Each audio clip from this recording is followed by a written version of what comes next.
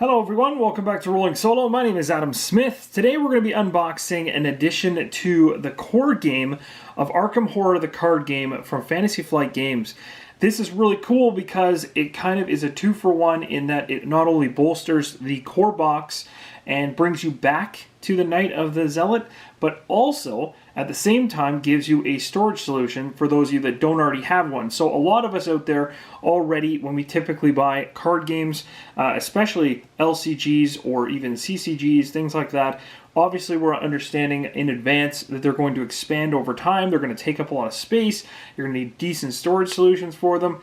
But not everyone always goes after those storage solutions, and sometimes it's nice to have the company actually provide some type of alternative for you. So what this is doing here is this particular box called Return to the Night of the Zealot is basically going to, again, bolster the core box campaign that we're very familiar with, or most of us are familiar with.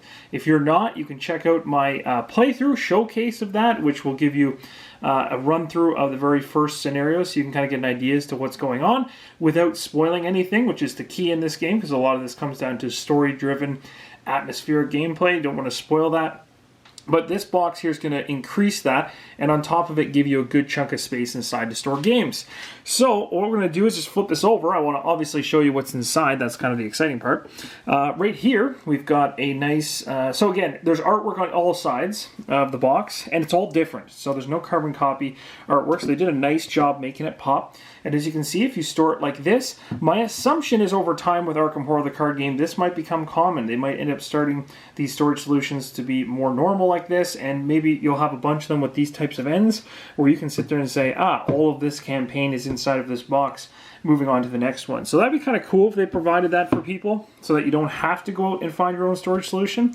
But again, if you, I guess if you're a completionist and you don't need the box for storage, you are going to find some content in here to expand your game as well. So it's kind of hitting both crowds of people, or an individual who really wants both. So what we're going to do is we're going to cut into this because there's not much else to say. I will go ahead and read the back of the box because it's always fun to see what's said here and what's actually included. So it says, the oldest and strongest emotion of mankind is fear, and the oldest and strongest kind of fear is fear of the unknown. In its otherworldly vault of death and decay, the devourer below sleeps. If it wakes, its wrath will tear Arkham apart. Return to the story of the core set for Arkham Horror, the card game, and experience the Night of the Zealot campaign with all new scenario cards designed to add new surprises and challenges. This premium box can also be used to store your entire campaign, along with divider cards marked for each encounter set in the Night of the Zealot campaign. Finally, this expansion also contains new player cards that increase the customization options of the game. Arkham Horror, the card game, is a cooperative card game in which players take on the role of investigators, unraveling a terrifying eldritch mystery. So there you go. And there's game contents here, but there's no point in going through that because we're going to see exactly what's in the box right now. So let's go ahead and cut it open and see what's in store. Now, this is one of my top 2 favorite card games of all time. So for those of you that haven't actually checked out that list, I do have a top 10 solo card game list on the channel. So you can check that out if you're interested in card games and trying to find ones that play well solo. Failing miserably here getting the plastic wrap off. There we go. Okay, I've zoomed out a little bit here so that you guys are able to see this a little bit better and clearer. Now, right now you're not seeing it clearer, but I'll bring it up to you guys because it's not like a massive box or anything, but again, there's a little bit of sheen going on, a little bit of shimmer in the video, so I want to kind of make sure you guys can see all the art up close. This, again, is familiar artwork from the core set, and we're going to go ahead now that we've talked about the box, unwrapped it, we're going to take this lid off. Now, again, you're going to have to remember that this is going to be a storage solution, so this is not going to be completely full, so there will be some space in the box. It's not going to be, it would be wonderful if it was just full of cards, but that would be an outrageous bargain. Okay, so what we got here is a insert for Return to the Night of the Zealot. And as you can see here, if you want to go ahead and pause the screen, there's a little bit of a blurb there, as well as how to use the expansion. So this is going to how to bring your expansion into or use with the core. So it's about, actually it folds out opposite way, which is a little different, and continues on down the page there. So I'll give you guys kind of a little bit of a rundown. Again, if you need to read it or you'd like to read it, you can go ahead and pause the screen in order to do that. It's got a note at the bottom. Flip it over to the other side, and you've got yourself a real cool achievement list. So this is spoiler territory for sure. So I'm going to leave that for another time. I think that's cool to explore that yourself rather than me showing it to you, because that's going to probably have story elements involved, as achievements typically do. This is really cool. So here's the thing. I have Lord of the Rings, the card game. I absolutely love it. I have tons of Board Game Geek files of individuals who have gone out of their way to make incredible dividers for Lord of the Rings, and I've used them. I printed them off. I've got boxes full of them. Everything's sorted perfectly. But it was always something I always wanted with these card games, that the actual creators of the game would come out with their own dividers. And it's finally happening, at least with Arkham Horror, the card game, and I think that's really cool, because it's gonna the theme of the dividers themselves is gonna fit the cards, and it looks like they've done that here. So they've taken a bunch, given you a bunch of dividers for the entire campaign for the core set, which is really cool. So I'm gonna be able to actually divide things up, which will be nice. So what I'll do is I'll cut in the bag really quick, and then I'm going to bring it back so you guys can see it.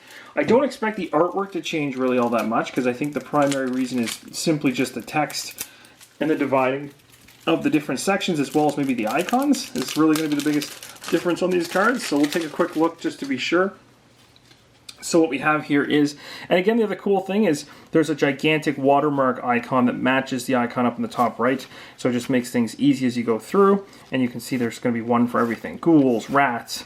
So again, you would think that if they're doing this for the core set, that this is going to be something that likely will continue, which is really cool to see, because if we start with this, it means that maybe in later box sets or some type of expansion set or card set, they'll maybe add a pack that allows you to get more dividers from them in order to start organizing things. That'll be really, really handy, and it would be a welcome addition for me. I'd really appreciate it, because doing the custom thing is nice, and it can be really cool, because some of the individuals put tons of effort into it, and they're really nice. But at the same time, having the official ones just kind of is a little bit better. So here we go, actual decent deck of cards here inside the box. So again, this is going to increase the actual core game itself. So I don't know too much about this campaign, obviously, because I'm just unboxing this for the first time. So I am not going to be the wealth of knowledge on this unboxing in terms of what you can expect, whether it's worth it, what this is going to present differently than the typical core campaign most of us have played through. I don't know how this is going to enhance it or not enhance it. So it's going to be a learning experience for me as well. And I'm looking forward to jumping in and finding out a little bit more. But what I can do is just kind of go through the cards real quick to show you essentially the types of things you can expect to get in the box. So here's an example of one of the locations. And I'm basically just going to move through them at a decent pace, because again, there's obviously going to be some spoiler stuff in here. So I don't want to necessarily hang out on certain locations too long. But this is going to give you an idea of some of the enemies, some of the different places. It looks like some of these places are actually changed from the original core set. So like the attic, for instance, is something that's very familiar to me from the hallway, that type of thing. So I don't know if these are more, or I shouldn't say more, but tougher versions of those cards, or maybe just additional versions to kind of change up the house. That's something that could be happening. Of course, you've got act cards, and those are really, really story driven, so there's obviously lots of spoilers behind those. This one, on the other hand, is a... Oh, okay. So this is one of those reference cards, basically, for the game, so you can see there. And then, of course, it's going to flip over to the opposite side, where I think this is a large majority of probably new monsters you're going to run into. So let's take a look through those. That should be fun. I don't know, it might be the exact same. No, these look a little different. So you got different ghouls. That's pretty awesome. And again, you've got some really nice artwork. Wow, some of these are really nice. Now, something about this game that I love is they leave so much room open for artwork and the style and design of the card itself, which I really appreciate, because there's a lot of card games that the structure of the card art is left to a very, very small box, and they fill it with all kinds of the whole card with icons and everything else, and headers and footers and everything, and you don't end up actually seeing the art. And I really like how they've designed Arkham Horror the card game, that it puts the focal point as necessary on showcasing the actual visual of the enemy that you're fighting. So some of these are pretty intense. So obviously, I've heard things about people ripping through the core set pretty easily. And I wouldn't say easily, but they got through it. I've heard people have started playing this one and had a tough time. This is supposed to, I think, make that first core set a little bit more vicious, which is cool because it's going to allow for replayability, and it's going to the replay value will go up for that. It also looks like it's got some extra characters involved here, like Billy Cooper, and got Elma Hill. So you got a couple extra individuals that could potentially prop up. So that's really cool. The other thing you get with this deck of cards is some actual cards for your deck. So that's really awesome. So again, these might double up ones that I already have. So bear with me, because I remember some of these, like physical training, for instance, I already have these. But these are going to give you more cards for your deck building options, because these are not ones I don't believe are any different than what you get in the core set, but having more of them allows for deck building, and that's extremely important to have these extra cards. Because, like for me, for instance, I went out and bought 2 core sets of Arkham Horror the card game. I mainly did that. Obviously, a part of it was for the deck building mechanics, of course, but the other part was so that I could have 4 investigator decks pre-built and ready to go at any given time, which is awesome because you can always play with friends, or you could play solo and control multiple characters and always have their decks ready. So that was one of the major reasons I did that. So it's cool to have that they included that in order to give you some extra deck building options. And then, of course, it's going to be fun to try this new campaign, or this new addition to the existing campaign, and how that works. I'm not too sure yet, so it'll be really cool to check that out. But that's going to be it. So that essentially is all the cards you're seeing here in front of you. So I'm just going to take them away for a second. So now you've seen the bulk of cards that you're going to get. You obviously already saw the box, but I didn't take the insert out. So you saw here that it's divided this way. And you might be wondering, why is this space allotted for? Well, from what I understand, without knowing too much, and what I've seen online so far, is that the dividers and the original campaign will fit in this space once you get it all sorted out, basically. So you'll end up with a potential spot that ends up being all the way across eventually for more storage, which is nice. So the other thing people are doing, because some people don't like to throw out inserts, is this is something you can always do, is just flip a Fantasy Flight insert upside down. And you can usually find ways to kind of morph the insert like this. And you can kind of fold out these tabs like this. And there you go. You've got a box that literally can sit a whole bunch of cards. Now, some of you will just say, well, I don't even want the insert, I'll just chuck it out. That's perfectly fine too. That'll give you even a little bit, just a tiny bit of additional space on the far ends. Barely worth talking about, but some of us are very scared of getting rid of inserts for some reason. I've done it actually in a couple of my games, especially when they have artwork on them. But at the same time, you might sit there and say, it's just kind of silly, and just chuck it out. So it's up to you, but always be aware you can keep those inserts in the box. They won't take up any additional space. Just flip them upside down, and you can typically make them work in most Fantasy Flight games. It's a really nice, helpful hint.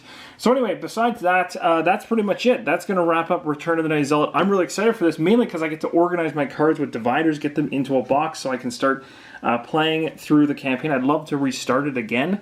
And I think the cool thing will be is just to have everything structured, not just dumped into the box like the core game basically gives you as an option.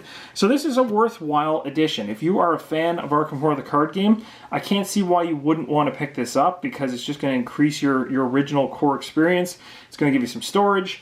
So the only people that might want to avoid it is if you don't think it's worth the dollar value. And I can't tell you for you whether it's worth the dollar value. For me it is. It's worth it to me to not have to go print off custom dividers, go buy a box to store it in, and to actually get some additional content. To me, it's worth that cost. So anyway, hopefully this helps in your decision as to whether to go ahead and pick it up or not. Let me know in the comments below. I'd love to know, do you already have it? It's recently released. I'd love to know, do you guys already have this in your hands? Are you looking forward to it? Are you planning on getting it? All that kind of stuff. Or do you plan on avoiding it at all costs? So let me know. I'd love to hear your thoughts. And as always, guys, keep on rolling solo.